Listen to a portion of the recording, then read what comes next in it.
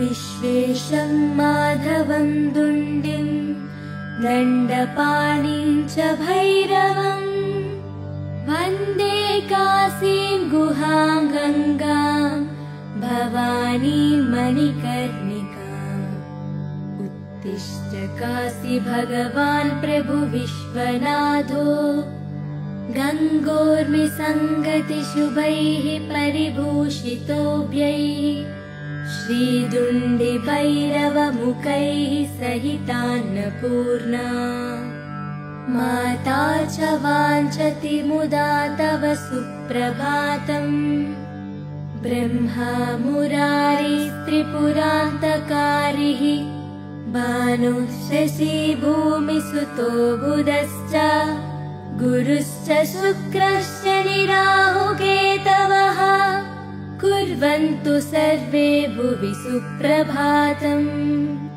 वाराणसी स्थित गजानन दुण्डिराजा तापत्रयापहरणे प्रथितः प्रभाव आनन्दकन्दलकुलप्रसवैकभूमे नित्यं समस्तजगतः कुरु सुप्रभातम् ब्रह्मद्रवोपमितगाङ्गपयः प्रवाहैः पुण्यैः सदैव परिचुम्बितपादपद्मे मध्ये किलामरगणैः परिसेव्यमाने श्रीकाशिके कुरु सदा भुवि सुप्रभातम् रत्नैरसङ्ख्यमठमन्दिरतीर्थकुण्ड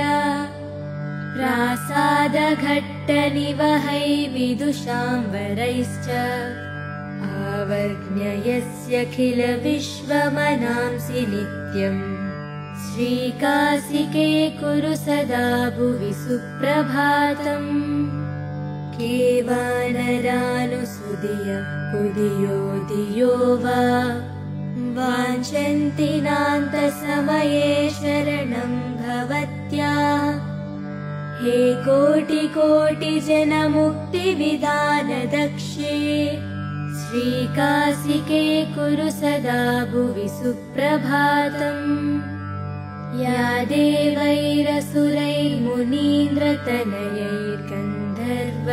देवैरसुरैर्मुनीन्द्रतनयैर्गन्धर्वयक्षोरगैः नागैर्भूतलवासिभिर्द्विजवरैः संसेविता सिद्धये या गङ्गोत्तरवाहिनी परिसरे तीर्थैरसङ्ख्यैर्वृता सा काशी त्रिपुरारिराजनगरी देयात् सदा मङ्गलम् तीर्थानां प्रवरा मनोरथकरी संसारपारापरा नन्दानन्दिगणेश्वरैरुपहिता देवैरशेषैस्तुता या शम्भोर्मणिकुण्डलैककणिका विष्णोस्तपोदीर्घिका सेयं श्रीमणिकर्णिका भगवती देयात् सदा मङ्गलम् अभिनवभिसवल्ली पादपद्मस्य विष्णो मदनमदनमौलेर्मालती पुष्पमाला जयति जय पताका काप्यसौ मोक्षलक्ष्म्याः क्षपितकलिकलङ्क जाह्नवीनः पुनातु गाङ्गं वारि मनोहारि मुरारि चरणच्युतम् त्रिपुरारि शिरश्चारि पापहारि पुनातु माम्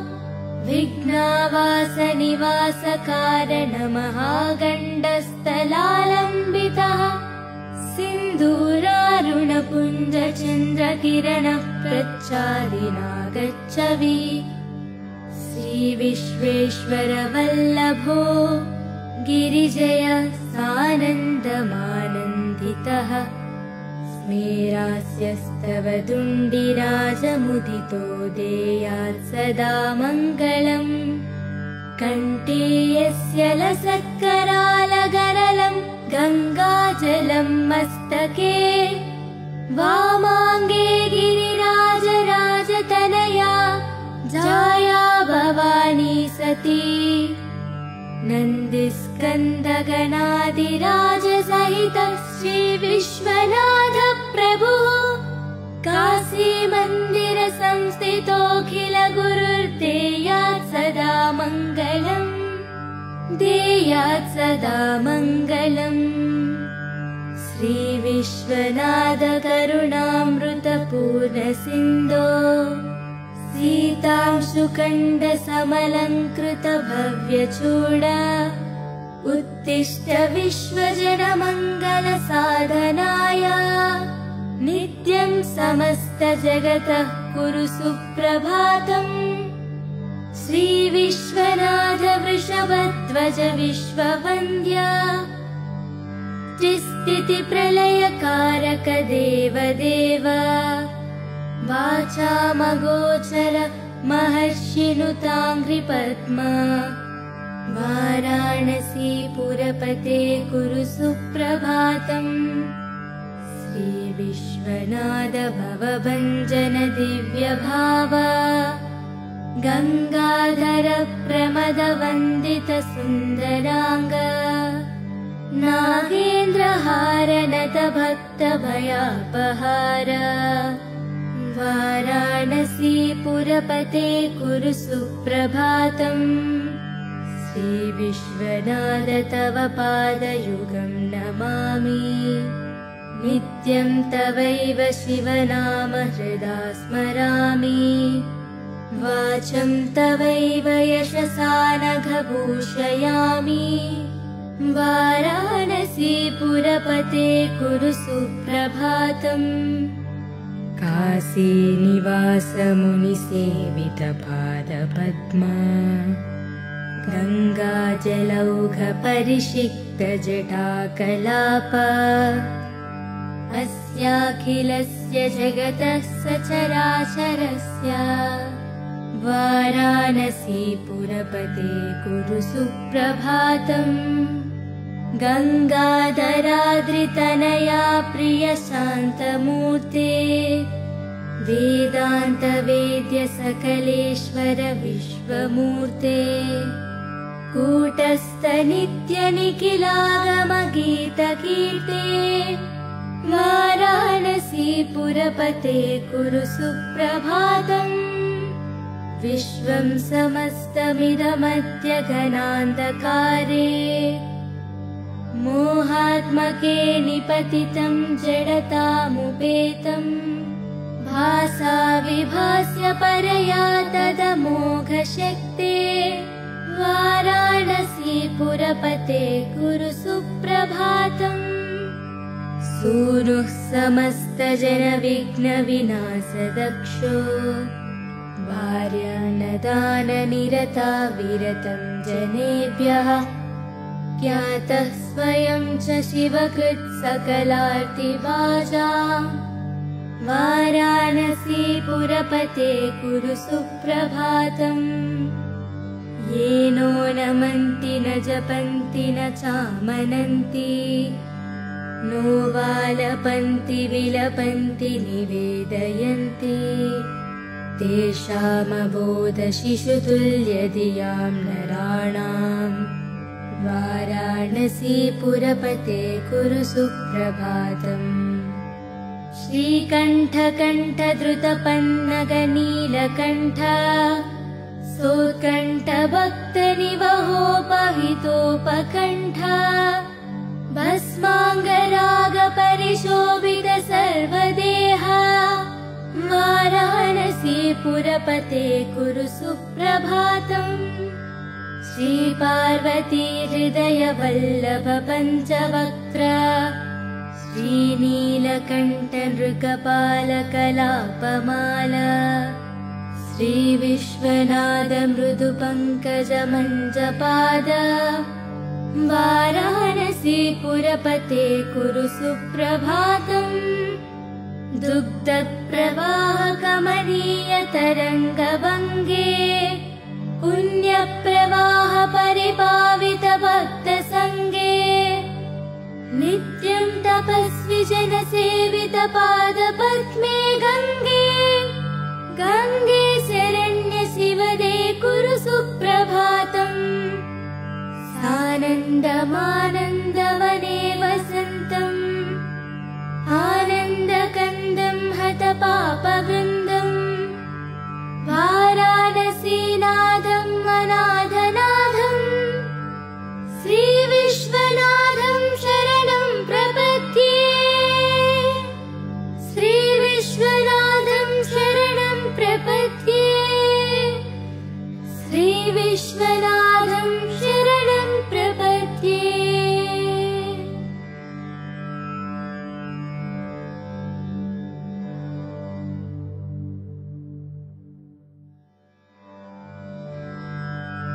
विश्वेशं माधवं दुण्डिं दण्डपाणिं च भैरवम् वन्दे काशीं गुहां गङ्गां भवानीं मणिकर्णिकाम्। उत्तिष्ठ काशी भगवान् प्रभु विश्वनाथो गङ्गोर्मिसङ्गतिशुभैः परिभूषितोऽभ्यैः श्रीदुण्डिभैरवमुखैः सहितान्नपूर्णा माता च वाञ्छति मुदा तव सुप्रभातम्। ब्रह्मा मुरारिस्त्रिपुरान्तकारिः भानुः शशी भूमिसुतो बुधश्च गुरुश्च शुक्रश्च निराहुकेतवः कुर्वन्तु सर्वे भुवि सुप्रभातम्। वाराणसी स्थित गजानन दुण्डिराजा तापत्रयापहरणे प्रथितः प्रभाव आनन्दकन्दलकुलप्रसवैकभूमे नित्यं समस्तजगतः कुरु सुप्रभातम्। ब्रह्मद्रवोपमितगाङ्गपयः प्रवाहैः पुण्यैः सदैव परिचुम्बितपादपद्मे मध्ये किलामरगणैः परिसेव्यमाने श्रीकाशिके कुरु सदा भुवि सुप्रभातम्। प्रत्नैरसङ्ख्यमठमन्दिरतीर्थकुण्ड प्रासादघट्टनिवहै विदुषाम्बरैश्च आवर्ण्ययस्यखिल विश्वमनांसि नित्यम् श्रीकाशिके कुरु सदा भुवि सुप्रभातम्।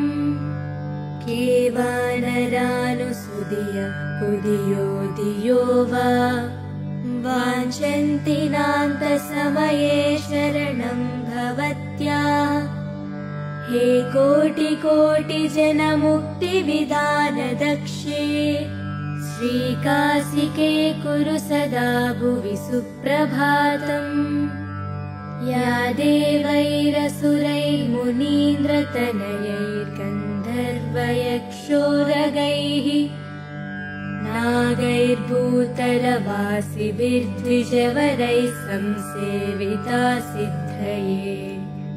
या गङ्गोत्तरवाहिनी परिसरे तीर्थैरसङ्ख्यैर्वृता सा काशी त्रिपुरारिराजनगरी देयात् सदा मङ्गलम्। तीर्थानां प्रवरा मनोरथकरी संसारपारापरा नन्दानन्दिगणेश्वरैरुपहिता देवैरशेषैस्तुता। या शम्भोर्मणिकुण्डलैककणिका विष्णोस्तपोदीर्घिका सेयं श्रीमणिकर्णिका भगवती देयात् सदा मङ्गलम्।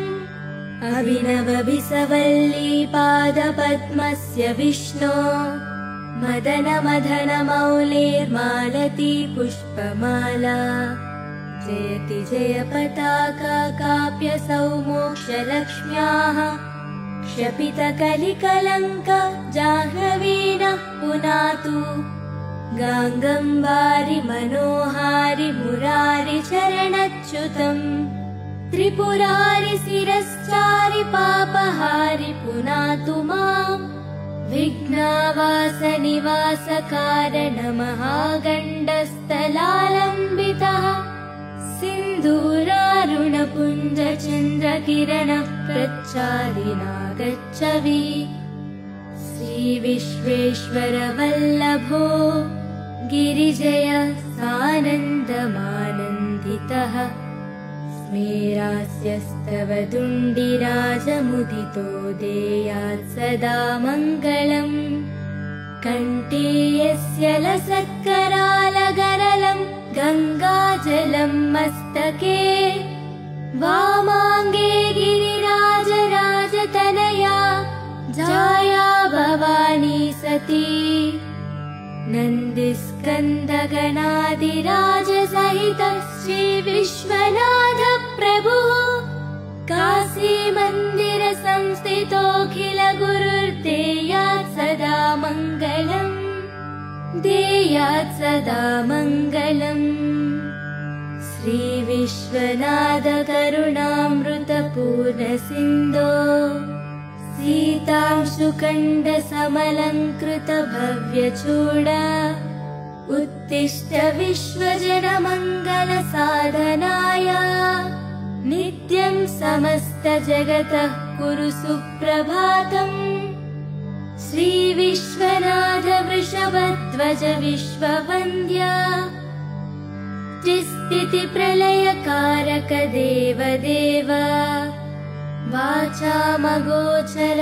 महर्षिनुताङ्घ्रिपद्मा वाराणसीपुरपते कुरु सुप्रभातम् श्रीविश्वनाथ भवभञ्जन दिव्यभाव गङ्गाधर प्रमदवन्दित सुन्दराङ्ग नागेन्द्रहारनत भक्तभयापहार वाराणसीपुरपते कुरु सुप्रभातम् श्रीविश्वनाथ तव पादयुगं नमामि नित्यं तवैव शिवनाम हृदा स्मरामि वाचं तवैव यशसा नघभूषयामि वाराणसीपुरपते कुरु सुप्रभातम् काशीनिवास मुनिसेवितपादपद्मा गङ्गाजलौघ परिषिक्त जटाकलाप अस्याखिलस्य जगतः सचराचरस्य वाराणसीपुरपते कुरु सुप्रभातम् गङ्गाधराद्रितनया प्रियशान्तमूर्ते वेदान्तवेद्य सकलेश्वर विश्वमूर्ते कूटस्थ नित्यनिखिलागमगीतकीर्ते वाराणसीपुरपते कुरु सुप्रभातम् विश्वं समस्तमिदमद्य घनान्धकारे मोहात्मके निपतितं जडतामुपेतम् भासा विभास्य परया तदमोघशक्ते वाराणसीपुरपते कुरु सुप्रभातम् सूनुः समस्तजनविघ्नविनाशदक्षो भार्यान्नदाननिरता विरतं जनेभ्यः ज्ञातः स्वयं च शिवकृत् सकलार्तिभाजा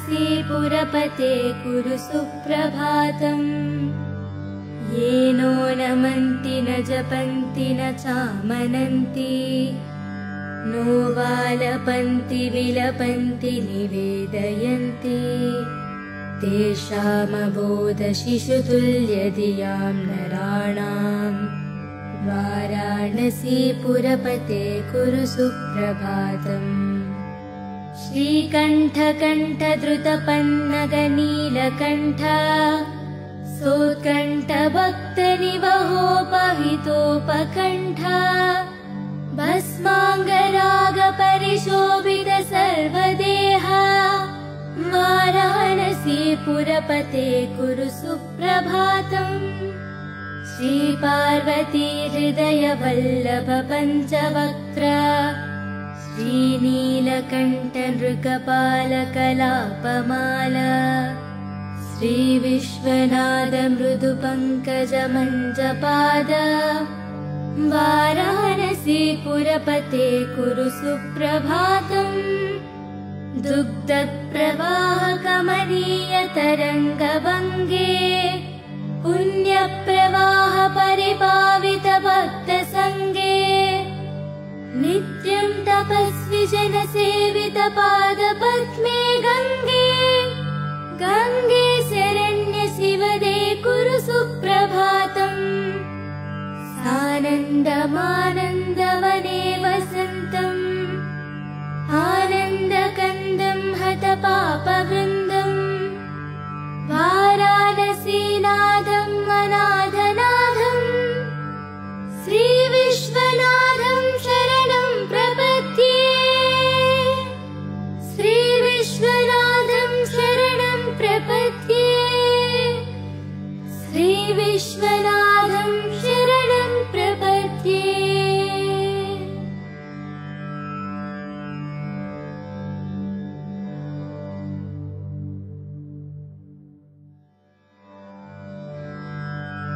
विश्वेशं माधवं दुण्डिं दण्डपाणिं च भैरवम् वन्दे काशीं गुहां गङ्गां भवानीं मणिकर्णिकाम् उत्तिष्ठ काशी भगवान् प्रभु विश्वनाथो गङ्गोर्मिसङ्गति शुभैः परिभूषितोऽभ्यैः श्रीदुण्डि भैरवमुखैः सहितान्नपूर्णा माता च वाञ्छति मुदा तव सुप्रभातम् ब्रह्मा मुरारिस्त्रिपुरान्तकारिः भानुः शशी भूमिसुतो बुधश्च गुरुश्च शुक्रश्च निराहुकेतवः कुर्वन्तु सर्वे भुवि सुप्रभातम् वाराणसी स्थित गजानन दुण्डिराजा तापत्रयापहरणे प्रथितः प्रभाव आनन्दकन्दलकुलप्रसवैकभूमे नित्यं समस्तजगतः कुरु सुप्रभातम् ब्रह्मद्रवोपमितगाङ्गपयः प्रवाहै पुण्यैः सदैव परिचुम्बितपादपद्मे मध्ये किलामरगणैः परिसेव्यमाने श्रीकाशिके कुरु सदा भुवि सुप्रभातम् प्रत्नैरसङ्ख्यमठमन्दिरतीर्थकुण्डा प्रासादघट्टनिवहै विदुषाम्बरैश्च आवर्ण्ययस्यखिल विश्वमनांसि नित्यम् श्रीकाशिके कुरु सदा भुवि सुप्रभातम् केवानरानुसुदिय कुदियो दियो वा वाञ्छन्ति नान्तसमये शरणं भवत्या हे कोटि कोटि जनमुक्तिविधान दक्षे श्रीकाशिके कुरु सदा भुवि सुप्रभातम् या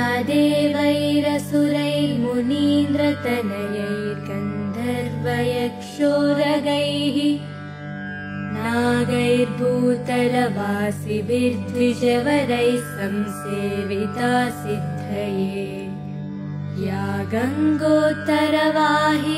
परिसरे तीर्थैरसङ्ख्यैर्वृता सा काशी त्रिपुरारिराजनगरी देयात् सदा मङ्गलम् तीर्थानां प्रवरा मनोरथकरी संसारपारापरा नन्दानन्दिगणेश्वरैरुपहिता देवैरशेषैस्तुता या शम्भोर्मणिकुण्डलैककणिका विष्णोस्तपोदीर्घिका सेयं श्रीमणिकर्णिका भगवती देयात् सदा मङ्गलम् अभिनवभिसवल्ली पादपद्मस्य विष्णो मदनमदनमौलेर्मालती पुष्पमाला जयति जय पताका काप्यसौ मोक्षलक्ष्म्याः क्षपितकलिकलङ्क जाह्नवीनः पुनातु गाङ्गं वारि मनोहारि मुरारि चरणच्युतम् त्रिपुरारि शिरश्चारि पापहारि पुनातु माम्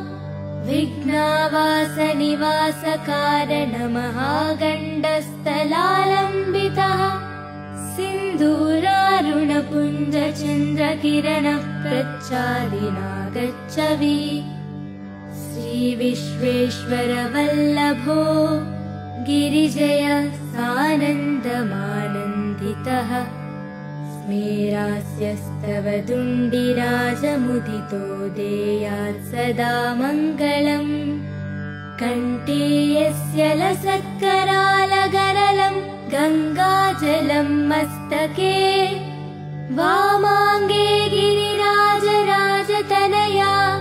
जाया भवानी सती नन्दिस्कन्दगणादिराजसहितः श्रीविश्वनाथ प्रभुः काशीमन्दिरसंस्थितोऽखिल गुरुर्देयात् सदा मङ्गलम् देयात् सदा मङ्गलम् श्रीविश्वनाथ करुणामृतपूर्णसिन्धो सीतांशुखण्डसमलङ्कृत भव्यचूड उत्तिष्ठ विश्वजनमङ्गलसाधनाय नित्यं समस्तजगतः कुरु सुप्रभातम् श्रीविश्वनाथ वृषभध्वज विश्ववन्द्य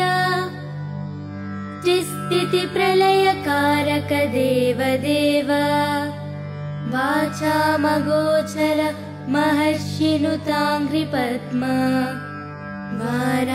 वाराणसीपुरपते कुरु सुप्रभातम् श्रीविश्वनाथ भवभञ्जन दिव्यभाव गङ्गाधर प्रमदवन्दित सुन्दराङ्ग नागेन्द्रहारनत भक्तभयापहार